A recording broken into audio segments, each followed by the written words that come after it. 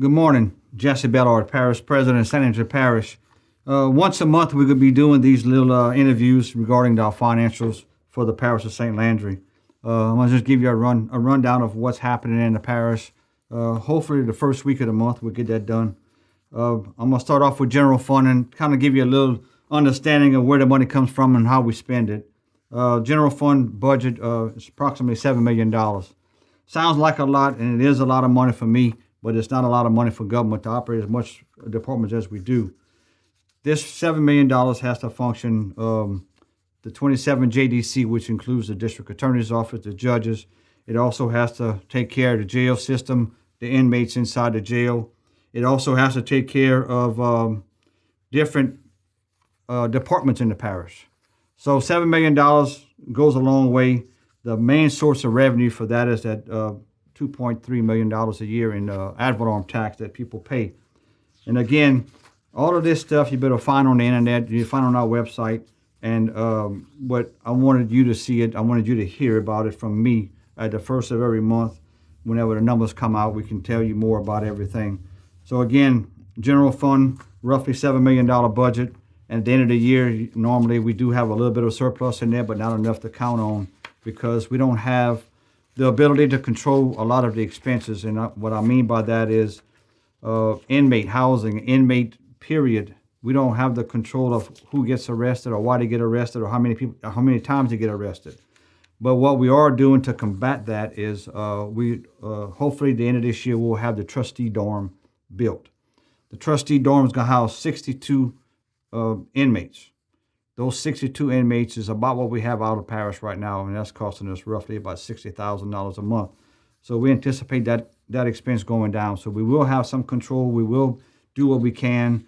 We started the Second Chance program last June. We do have 64 in that program, which is 64 inmates that are out of jail. Nothing aggravated, nothing hardcore criminals, but these are these low-line offenders that have an issue, and the Second Chance program allows them to go get the mental help that they need. And our main concern for that is they get the help they need, then they get out of the system, and they get to work after they finish their program. So we're trying everything we can to give the people the opportunity to do better for themselves, and at the same time helps us with our budget. Road and Bridge Fund is, like it says, Road and Bridge is basically everything we do in the road system. Whereas even overlaying roads or putting putting gravel on the road, limestone, digging ditches, you name it, it does it. That budget's approximately $2.3 million a year. And the main source of revenue for that is through the Racino funds, the Parish Transportation Fund, and then we do use the video poker money that comes in to offset some of these expenses. So we try to put as much as we can into this fund because it's a much needed fund. The most demanded fund out of all of them is the Road and Bridge Fund. So believe it or not, the parish as a whole does not have a tax to fund the maintenance of these roads. We have to rely on Racino, Parish Transportation, and whatever we can throw into that fund to make it happen. We do have the 2-cent sales tax, and that is for capital improvements and related drainage. So we use that to the best of our ability. The Health Unit Fund, Fund 23 is our Health Unit Fund, and that fund is a dedicated fund. It comes in through Ad Valorem Tax, state revenue sharing, and that fund's about $2 million a year. That is for all of our health units in the parish.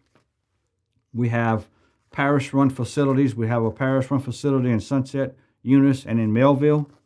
We also own the building in Opelousas and maintain that building, but the state runs that facility.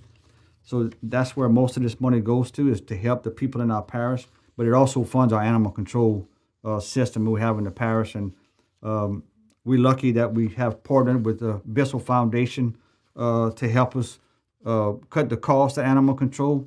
Animal control usually runs about $550,000 a year, give or take.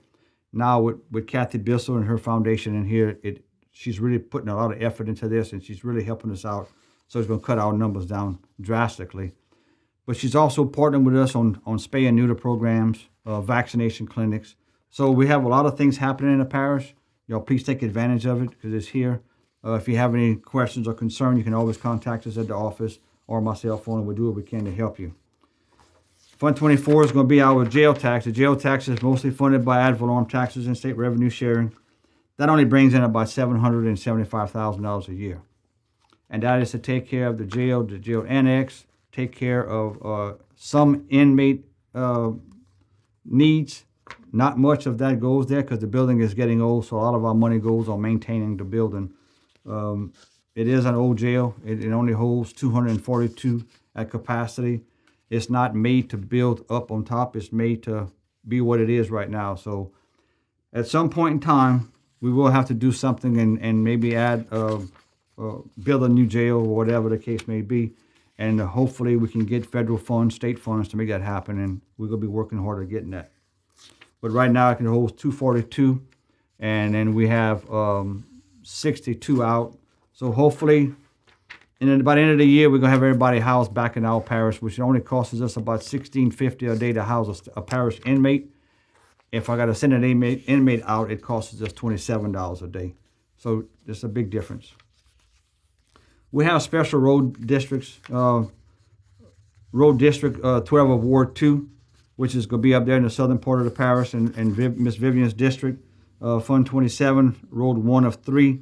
That's going to be over there, Mr. Alvin Stelly's district.